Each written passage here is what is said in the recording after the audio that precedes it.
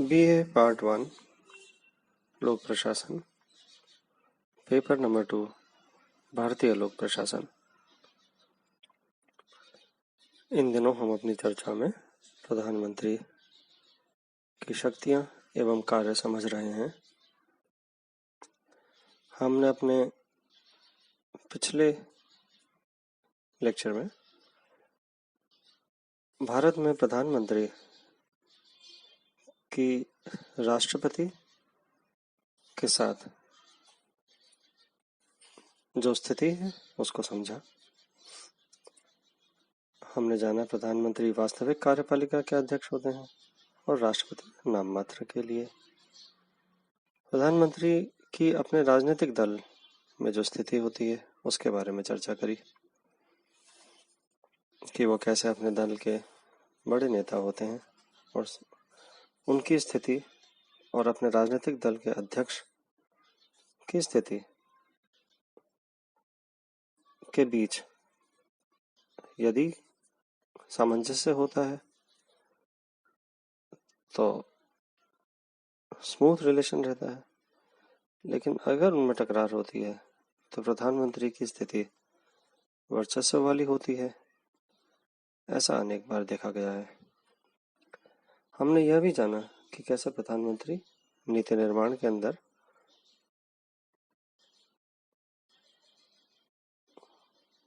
अपना छाप, अपना दृष्टिकोण, अपने राजनीतिक दल का दृष्टिकोण को आगे बढ़ावा देते हैं। आज हम प्रधानमंत्री और नीति निर्माण के बारे में ही बात करते हुए हम इस बात को दोहराते हैं कि प्रधानमंत्री की स्थिति अत्यंत प्रभावशील होती है। भारत में प्रधानमंत्री मंत्रिमंडल के प्रमुख वक्ता होने के साथ साथ नीति निर्माता भी हैं। नेहरू तो स्वयं महत्वपूर्ण नीति की घोषणा कर देते थे और कभी कभी उनके सहयोगियों को भी समाचार पत्रों द्वारा घोषित नीति की सूचना मिलती थी।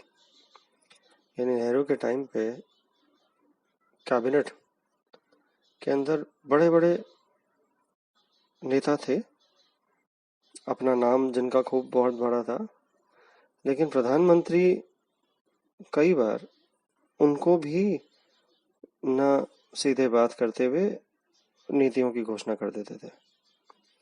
ये हम अब भी आज के दौर में भी देख रहे हैं और बीच में इंदिरा गांधी के दौर में भी हमने देखा। आज भी हम जान पाते हैं कई बार कि बहुत बड़ी नीति की घोषणा हुई जब डिमोनेटाइजेशन हुआ, पैसे का 1000 रुपए के नोट का डिमोनेटाइजेशन हुआ, तो मंत्रिमंडल, ऐसा कहा जाता है, इतनी गोपनीयता रखी गई कि किसी को नहीं बताती। और मंत्रिमंडल ने भी प्रधानमंत्री जब राष्ट्र के नाम ये मैसेज दे रहे थे, घोषणा कर रहे थे, तभी मंत्रिमंडल भी सुन रहा था उसे पहली बार। तो नीति निर्माण की जो प्रक्रिया होती है उस सब को कई बार प्रधानमंत्री साइड में रख देते हैं।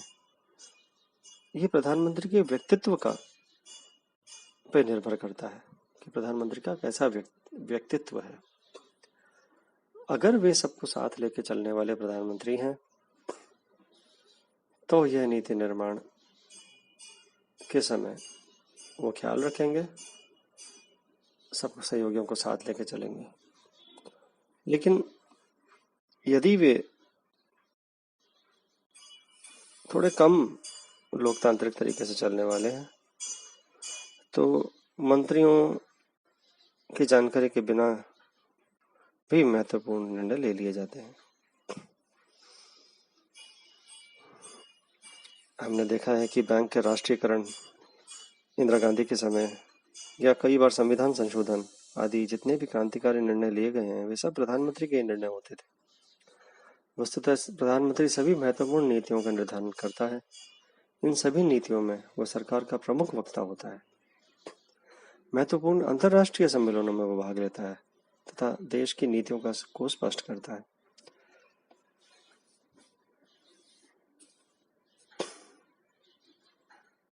प्रधानमंत्री की अगली जो स्थिति है वो हम आपातकाल की स्थिति में समझना चाहेंगे।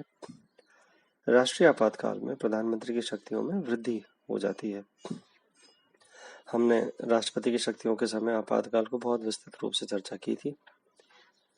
मेरे उस समय के लेक्चर्स आपके पास इसी समय यूट्यूब पे अवेलेबल भी हैं। अगर कोई जाके उन्हें सुनना चाहता है तो पीछे जाके सुन सकते हैं। राष्ट्रपति की शक्तियों के समय हमने आपातकाल की चर्चा की है।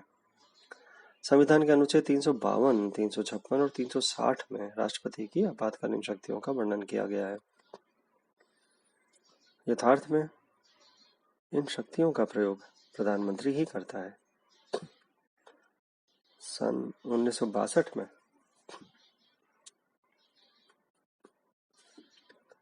बर्बरतापूर्ण चीनी आक्रमण के समय प्रधानमंत्री श्री नेहरू ने संकटकालीन शक्तियों का प्रयोग किया था, किंतु सैनिक पराजय के कारण उनकी आलोचना हुई। 1965 में पाकिस्तानी आक्रमण के समय इन शक्तियों का प्रयोग श्री लाल बहादुर शास्त्री जी ने किया था और उनका व्यक्तित्व देश के क्षितिज पर अपने प्रभाव के साथ उभरा कि उन्हें अपने अस्तित्व के लिए दल के दूसरे नेताओं पर निर्भर करने की अपेक्षा नहीं रही। सन 1971 के दिसंबर में इन शक्तियों का प्रयोग पाकिस्तानी आक्रमण का सामना करने के लिए श्रीमती इंदिरा गांधी ने किया। बांग्लादेश को मुक्त करवा कर स्वतंत्र विदेश नीति का प्रतिपादन करते हुए उन्होंने संकट की इस घड़ी में राष्ट्र को अंतर्राष्ट्रीय राजनीति में महत्वपूर्ण स्थान दिलवाया। संसद ने संकट काल के दौरान उनका पूर्ण समर्थन किया, जिसके फलस्वरूप उन्हें राष्ट्र के सर्वोच्च नेता की स्थिति प्राप्त हो गई। तो हमने देखा है कि आपातकाल के टाइम भी प्रधानमंत्री का महत्वपूर्ण रोल रहता है। सारी शक्तियां इनफैक्ट प्रधानमंत्री के हाथ में रहती हैं। हालांकि हमने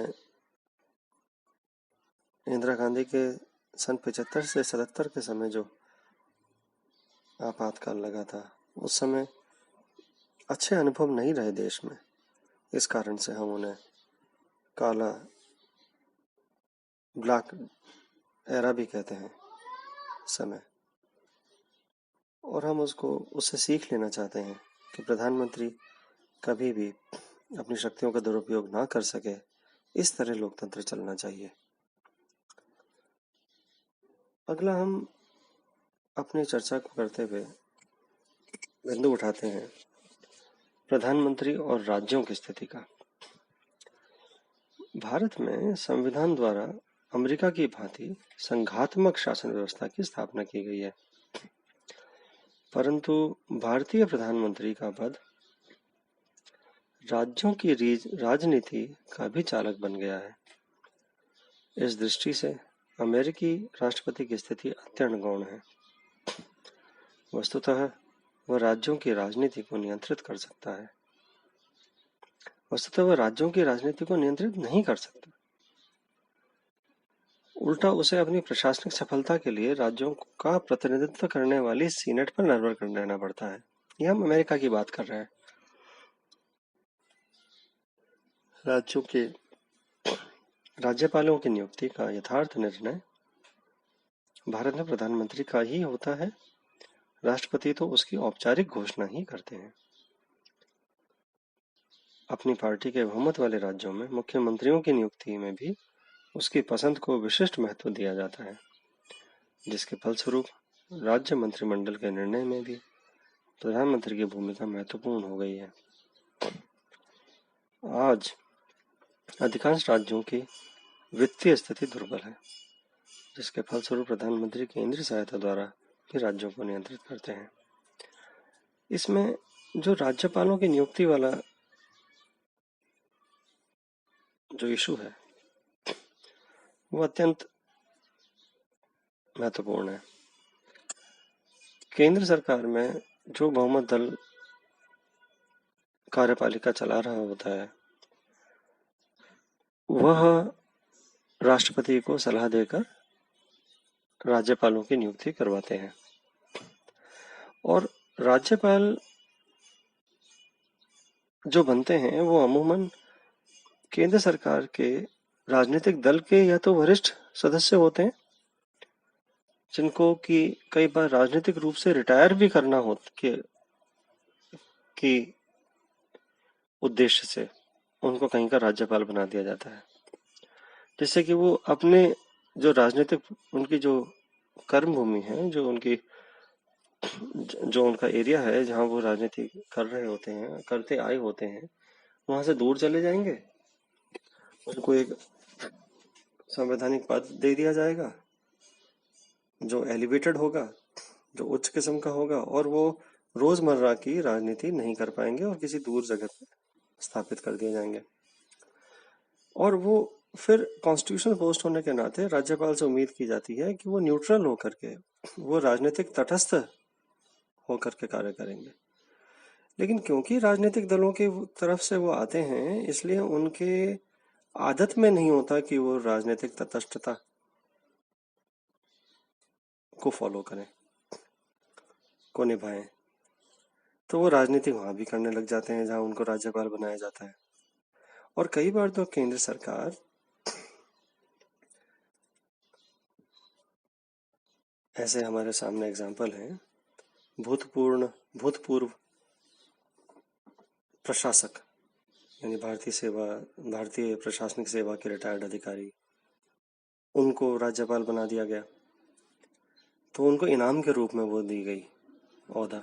उन्होंने कभी अपनी पोस्ट पे रह करके उन राजनीतिक दलों के साथ काफी तारतम्य के साथ काम किया होगा, ऐसा हम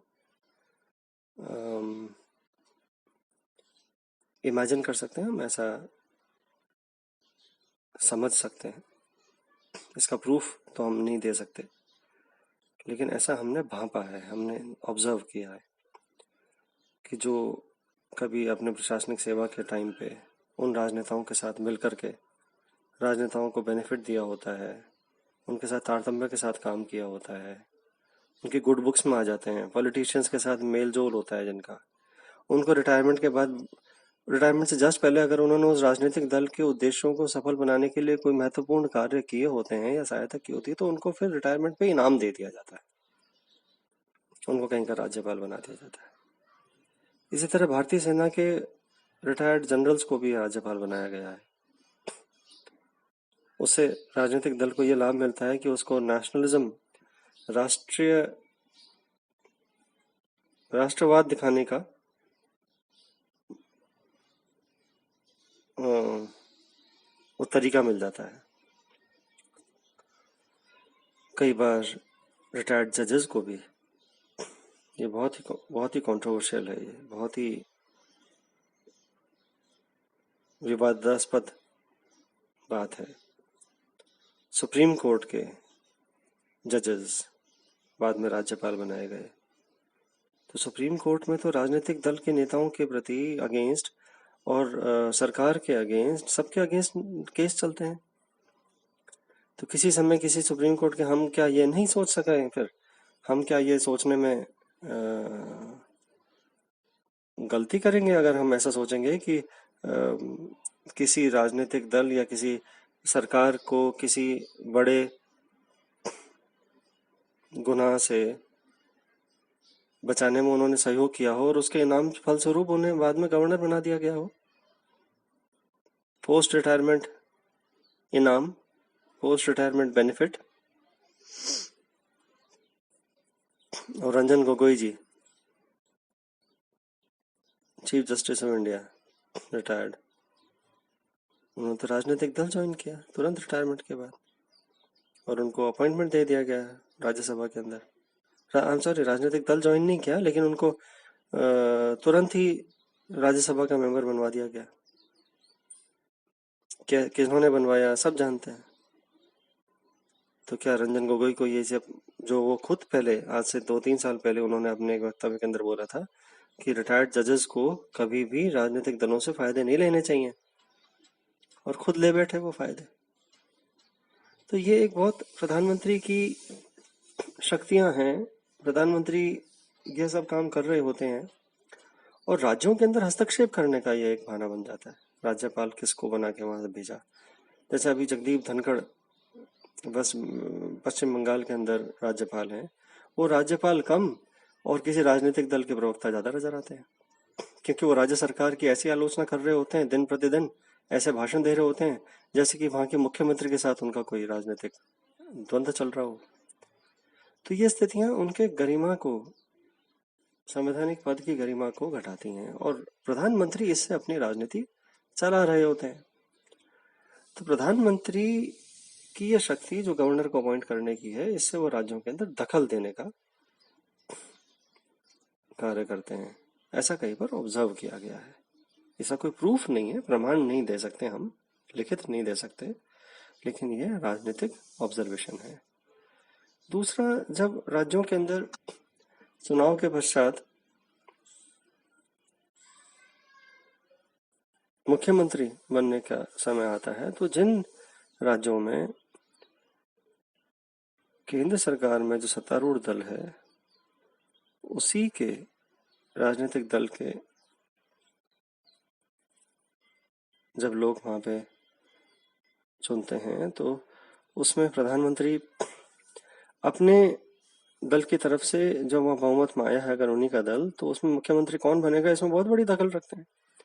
हमने देखा किस तरह महाराष्ट्र के अंदर फडणवीस को मुख्यमंत्री बनाया गया। महाराष्ट्र के अंदर हमने देखा हरियाणा के अंदर किस तरह खट्टर को मुख्यमंत्री बनाया गया, जबकि बहुत बड़े दावेदार दूसरे लोग भाजपा में बैठे थे, लेकिन प्रधानमंत्री ने अपने ही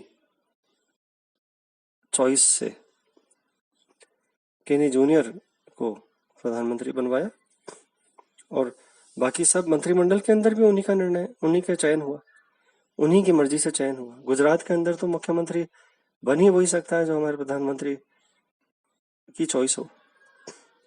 तो राज्यों के अंदर प्रधानमंत्री दखल देते हैं राज्य के शासन के अंदर, अगर उनके राजनीतिक दल वाला वहां पे पार्टी शासन में हो।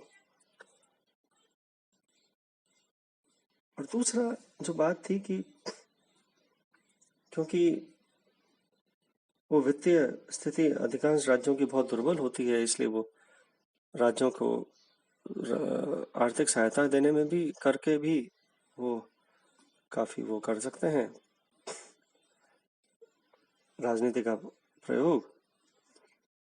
इसका उदाहरण हमें अभी भी दिखाई दे रहा है, जब जीएसटी के काउंसिल के अंदर राज्य बार बार गुहार कर रहे हैं कि उनका जो आर्थिक स्थितियां बिगड़ रही हैं, और जीएसटी में जो उनका अधिकार का जो पैसा है, जीएसटी में जो उनका हक है, राज्यों का हक है, वो भी केंद्र सरकार नहीं दे रही है।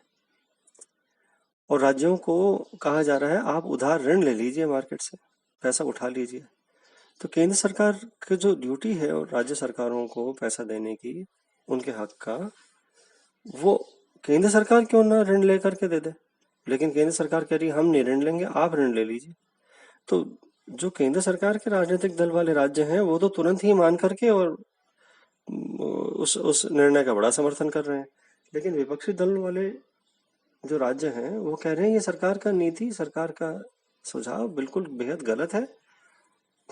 लेकिन प्रधानमंत्री का ये नीति निर्माण के अंदर महत्वपूर्ण प्रभाव है जो हमें यहाँ पे परिलक्षित होते दिखाई देता है।